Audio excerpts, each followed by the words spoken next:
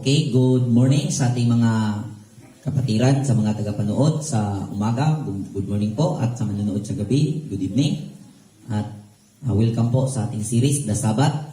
Magandang araw sa ating lahat. Brother Rex, ako po pala si Brother Roy Celeste. Okay po, mapagpalang araw at ako naman si Bro Rex Resilio. Sana po subaybayan po ninyo ang YouTube channel namin, Torah Community, upang makakuha naman po tayo ng aral at maintindihan ang ating Sabbath Day. At sa part 2 na po tayo, kaya wag po niyong latawan yung part 1 ng paglalahad natin tungkol sa Sabbath. Okay, mga kapatid, sa nagiging usapin natin sa part 1, ating pinatunayan doon, Brother Rex, ang reckoning ay sunrise reckoning. Kaya ngayon, ang tanong dito sa part 2, ang unang katanungan, paano hanapin ang Sabbath Day? Ngayon po mga kapatid, alam nating lahat na sa creation pa lang, sa Genesis chapter 1, pinag-usapan na po doon or sinasabi na ng Elohim doon na ang pangpitong araw ay ang Sabbath Day. Ngayon, sa ating analysis, Brother Rex, dahil ito'y nasusulat sa Book of Psalms at saka sa sulat ni Apostle Peter sa 2 Peter chapter 3, na ang isang araw ng Elohim ay 1,000 taon sa atin, mga tao. So ngayon, sa ating analysis, magkaiba ang timeline sa ni Elohim at sa atin. So, ating maunawaan na hindi natin pwedeng basihan ang Genesis chapter 1 upang hanapin ang Sabbath Day. Dahil magkaiba po yung timeline. So, ngayon, ang ating nag-iisang tanging paraan upang mahanap ito, balikan po natin ang kapanahunan ni Moses. Kung kailan nila ito sinimulang siniselebrate, kailan nila ito ginagawa. Okay. Ngayon, sa ating isamarin na lang natin, itong Sabbath Day ay mababasa natin sa panahon ni Moses sa Exodus chapter 16. Ito po ay ibinigay sa kanila nung sila po ay binigyan ng mana, nung nagsabi ang Elohim na huwag kayong maglalabas at manguha ng mana sa pagpitong araw dahil yan po ay ang Sabbath Day. Hindi po ako magbibigay. So, kung mapapansin natin, sila ay lumabas mula sa Ehipto, mula sa pagkaalipin, at nung sila ay nakarating sa wilderness, andun na po yung Sabbath.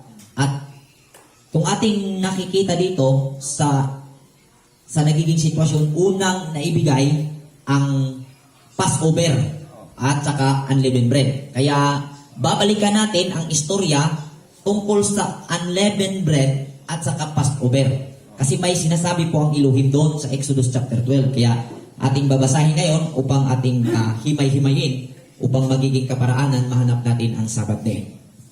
Okay? Sa Exodus chapter 12, at ang Elohim may nagsalita kay Moses at kay Aaron sa lubay ng Ehipto na sinasabi, ang buwang ito ay magiging sa inyo pasimula ng mga buwan. Siyang magiging unang buwan ng taon sa inyo. Salitain ninyo sa buong kapisanan ng Israel na inyong sabihin. Sa 10 araw ng buwang ito ay magsisikuha sila sa ganang kanila. Bawat lalaki ng 1 kordero ayon sa mga sambahayan ng kanilang mga magulang. 1 kordero sa bawat sambahayan. At kung ang sambahayan ay napakakaunti upang kumain ng 1 kordero, ay siya nga at ang kaniyang malapit na kapitbahay ay magsalo-salo sa isa ayon sa bilang ng mga tao. Ayon sa bawat tao na kumakain, gagawin ninyo ang pagbilang sa kordero. Ang inyong korderong pipiliin ay yaong walang kapintasan, 1 lalaki na iisahing taon, inyong kukunin sa mga tupa o sa mga kambing. At inyong aalagaan hanggang sa 14 na araw ng buwang ito at papatayin ng buong kapulungan ng kapisanan ng Israel sa paglubog ng araw. Amen. Okay. Dito po sa chapter 12, ang sinabi ng Elohim sa verse 1, Moses, ito ang magiging unang buwan ninyo sa taon. At sinabi niya, sa 10 araw na ito, ay maghanda po kayo ng tupa o kambing para sa gagawing Passover. Yun po ang summary niyan. At kung ating titingnan, mayroon pong bilang or pagbibilang sa araw sa buwan. So, kung ating babalikan yung sistema sa nagdaang panahon, sinasabing sa kanila sistema, Brother Rex, hindi po, kasi sa ating ngayon, Gregorian calendar. Wala pa po ang Gregorian calendar sa panahon ni Moses. At ang sistema po nila ay tinatawag na Lunarian calendar na ang binabasihan sa pagbibilang ng araw ay ang paglitaw ng buwan. So, ngayon, ang paglitaw ng buwan, yun ay ang unang araw. At ang araw na yun ay, ang buwan na yun ay tinatawag na Abib. Na ang Abib po, ang ibig sabihin po niyan ay yung barley months, yung pagsibol o pagbuswak ng trigo doon sa Israel. Yan po ang pinababantayan kung ating ipagpapatuloy ang pagbabasa niyan sa ibang mga libro na sa Exodus, na sa Deuteronomy, na yan po ay ipa-observe ang Abib months upang i-celebrate ang Feast of Passover at saka Feast of Unleavened Bread. So, ngayon, malinaw na ang Abib ay ang pagsibol ng trigo, ng pagbuswak. So ngayon mga kapatid, ulitin ko, yung Lunarian calendar, ang sistema po nun ay ang pagbibilang ng araw ay sa pagsibol ng buwan, or ang binabasihan ay ang buwan. So ngayon, yun ang Lunarian. Ngayon mga kapatid, ang Abib sa month of sa year 2021, ngayon po ay pumalo sa March at April. Kasi ang Gregorian calendar, ang kanyang day 1 ay hindi na nakabase sa buwan. Kumbaga, ang Lunarian ay nakabase sa buwan, kaya hindi po magkasabay ang Gregorian at saka Lunarian. Kasi ang Lunarian, kung kailan nagpakita ang buwan, mayroon pong sistema yan, at doon po magbibilang sa unang araw hanggang mamatay po yung buwan, hanggang po yung tinatawag na mawawala na yung buwan at magsisimula naman ulit. Yun ang kanilang pagbibilang. So, ang month of Abib ay mag-start dito sa mga ngalahati sa month of March at saka matatapos sa mga ngalahati din sa month of April. Ngayon, dahil titingnan natin, ang buwan ay nagpapakita, Brother Rex, sa March 13 ng hapon. O ito po, mga kapatid. March 13 ng hapon sa Gregorian calendar, nagpapakita ang buwan. So, sa ating natalakay sa part 1, mayroon po tayong principle of counting, sunrise reckoning. So ngayon, ang ating ipapaunawa dito una ngayon ay ang kailan tayo magbibilang, sa March 13 o sa March 14. Kasi mayroon pong mga pag-aaral din, mayroong mga katuruan na ang kanilang pagbibilang, kung kailan lumitaw yung buwan, yun na ang unang araw. Ngunit, atin pong ipapaunawa ngayon, Brother Rex, na dahil tayo ay bumabase sa sunrise reckoning sa pagbilang ng araw, ang hahanapin natin ngayon kung kailan ang unang araw sa unang buwan. Okay. Ngayon, dito sa March 13, hindi pa po sa umaga nito, palagay natin alas 6 nito, hindi pa po lumitaw ang buwan. Kasi mamaya pang alas 5:35 ng hapon, lilitaw ang buwan. So, pagsikat ng araw dito sa March 13, kinaumagahan, Brother Rex, wala pa ang buwan. So, hindi pa natin yan makonsider na yan na ang unang araw. Kasi may base po tayo na, basihan po tayo kung paano magbilang. So, ang katotohanan nito, sa ang March 13, ito yung huling araw sa lilipas na buwan. Okay. Ito yung principle sa ating pagbibilang ng araw, kung buwan ang ating pagbabasihan.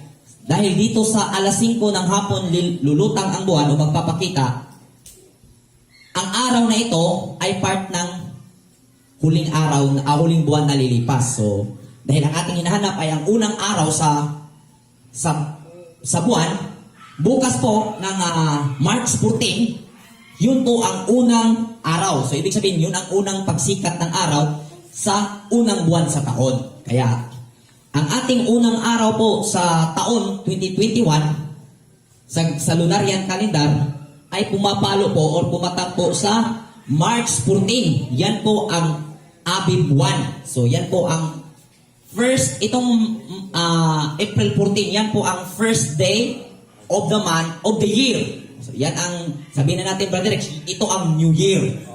Yan po ang New Year. So Ngayon, dahil ito yung 1, dahil ito yung first day, magbilang po tayo base sa instruction na sinasabi ni Elohim kay Moses na sa pang-10 araw na yan, magpili sila ng karnero o kambing para sa celebration sa Passover. So bilang tayo, may number na po tayo. Ito pong naka-red, ito po yung lunar number ng araw. Ito po yung naka-red. At yung blue, yan po ay ang Gregorian na number sa ating kalendaryo. So ngayon, itong red, bilang tayo, may number na po yan. 1, 2, 3, 4, 5, 6, 7, 8, 9, 10. So dito sa 10, ito po yung preparation day sa mga tupa at kambing na kakatayin or gagamitin sa Passover. Dito po. Abib 10. So, ito po, Abib 10 po ito. Preparation day para sa Passover. Okay? Dahil po sinabi dyan, nasa pang 14 na araw sa month of Abib, yan po ay ang Passover. So, ayan po. Ito na po yung Passover. Ito yung Passover. Ang Passover night po ay pumapalo sa Gregorian calendar, March 27. At sa lunar calendar, month of Abib, yan po ay day 14. Ito po, day 14. Yan po ang Passover. So, ngayon, ang ating ipagpapatuloy, Brother Rex, sa Exodus chapter 12, verse 15 hanggang 19. Dahil ang kasunod po na pinag-uusapan po dyan ay ang Feast of Unleavened Bread. Yan po ang ating pag-uusapan. Okay. Okay? Sa Exodus chapter 12, verse 15. 7 araw nakakain kayo ng tinapay na walang libadura. Sa unang araw ay inyong ihihiwalay sa inyong mga bahay ang libadura, sapagkat sinumang kumain ng tinapay na may libadura mula sa unang araw hanggang sa 7 araw ay ihihiwalay sa Israel ang taong iyon. At sa unang araw ay magkaroon kayo ng isang banal na pagkakatipon, at sa 7 araw man ay magkakaroon din kayo ng isang banal na pagkakatipon. Walang anumang gawa na gagawin sa mga araw na iyan, liban sa yaong nararapat kanin ng bawat tao, na siya lamang ang maaaring gawin ninyo. At inyong ipangili ng pista ng tinapay na walang libadura, sapagkat sa araw ito kinuha ko ang inyong mahukbo sa lupain ng Ehipto. Kaya inyong ipangingilin ang araw na ito sa buong panahon ng inyong lahi, na bilang tuntunin magpakailanman. Sa unang buwan ay ng 14 na araw ng buwan sa paglubog ng araw ay kakain kayo ng tinapay na walang libadura hanggang sa 21 araw ng buwan sa paglubog ng araw. Okay. Dito po, Brother Rex, mayroong mga nagsilitawan ng mga interpretation na may nagsasabi na ang first day of unleavened bread ay itong 14. At ang huling araw ng Feast of Unleavened Bread ay itong 20. So, ngayon mga kapatid, dahil may instruction dyan, nasa unang araw at pampitong araw, gagawa po kayo ng Holy Convocation. At nilinaw po sa bandang huli, na sinasabi dyan, magsisimula ang pagkain ng tinapay na walang libadura ay sa 14 na araw sa month of Abib sa paglubog ng araw. At matatapos sa day 21 ng month of Abib sa paglubog ng araw. Kaya kung ating bibilangin, kung magsisimula tayo dito sa 14, ay hindi po kakasya. Kasi kung sasabihin ng iba na itong day 14, yan ang unang araw. Kung magbilang tayo, simple, 1, 2, 3, 4, 5, 6, 7. So ito talaga yung 7. Tapos ang nasusulat doon hanggang 21 day ng paglubog ng araw, ng twilight. So mayroong questionabling isang araw. Kaya mayroon pong palitan ng idea na ano ba talaga o kailan ba talaga ang unang araw. Kaya, Brother Rex, di na natin papatagalin kung paano ito or kailan ito. Mayroon po tayong mga supporting verse na ating mababasa sa Leviticus chapter 4, chapter 23, verse 4 to 8, kung kailan ba talaga ang unang araw sa pista ng tinapay na walang libadura. Leviticus chapter 23, verse 4 hanggang 8. Ito ang mga takdang kapistahan sa Elohim ng mga banal na pagpupulong na inyong itatanyag sa takdang panahon. Sa unang buwan ng 14 na araw ng buwan sa paglubog ng araw ay Pasko ng Elohim.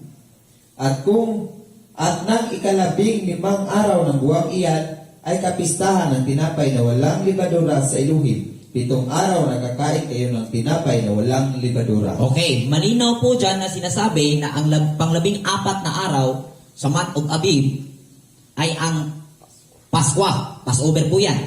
So, nilinaw din po dyan na ang unang araw sa pista ng tinapay na walang libadura ay ang limang araw. So, itong 15. So, kung magbibilang tayo at maghahanap tayo kung kailan ang unang araw ay itong 15. At paunahan ko na po kayo bakit namin ito kailangang klaruhin kung kailan nagsimula. Dahil ito po yung ating magiging basihan sa ating pagpapatuloy sa ating series kung bakit natin mahanap ang Sabat. Napaka-importante po ang pagbibilang ng Passover ng unleavened bread dahil dito po tayo babase kung kailan at kung alin yung katapusan dahil pag nagkamali po tayo dyan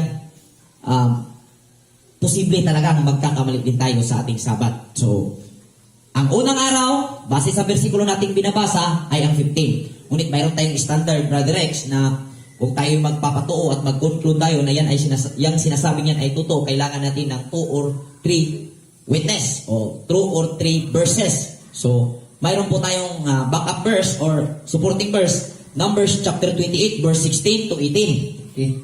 Sa Numbers chapter 28, verse 16 hanggang 18. At sa unang buwan, sa 14 na araw ng buwan, ay Paskwa ng Elohim. At sa 15 araw ng buwang ito ay magkakaroon ng pista. 7 araw nakakain kayo ng tinapay na walang libadura. Sa unang araw ay magkakaroon kayo ng isang banal na pagpipisan. Huwag kayong gagawa ng anumang gawang paglilingkod. Okay, ang malinaw po dito, ating hinahanap po dito, ang pagsasabi na kung kailan ang unang araw sa pista ng tinapay na walang libadura. Ngayon po malinaw na sinasabi sa dalawang libro, Leviticus and Numbers, na ang unang araw sa pista ng tinapay na walang libadura ay ang 15. So, mag-conclude na tayo. So, start counting na po tayo hanggang 7. So, dito tayo magsimula sa 15. Ngayon, bilang tayo. 1, 2, 3, 4, 5, 6, 7. Ang pang 21, ang pang 7 ay ang day 21 ng month of Abib. Tugmugma doon sa instruction sa Exodus chapter 15 verse 17 hanggang 18 na ang hanggang 11 araw sa month of Abib kakainin ang tinapay na walang libadura. So, conclude po tayo, sa Exodus yun, conclude po tayo na ang day 21 ng month of Abib, yun ang huling araw ng pagkain ng tinapay na walang libadura at yan ay Holy Convocation. Ito po, month of Abib, 15th day, may Holy Convocation, first day of unleavened bread. At sa Abib 21, Holy Convocation din, yan din po ang huling araw sa pagkain ng tinapay na walang libadura. So, ngayon po mga kapatid, sa ating pagpapatuloy, atin pong aabangan po ninyo, aalamin po natin kung bakit natin nahanap ang Sabat sa pamamagitan ng Passover at saka Feast of Unleavened Bread. Kaya, abangan po ninyo ang part 3 sa ating pagpapatuloy. Dito na po sa part 3 natin malilitaw ang Sabbath Day. Abangan po ninyo. Salamat po sa ating lahat, sa ating mga tagapanood at sa ating mga taga-subaybay. Shalom Aleichem.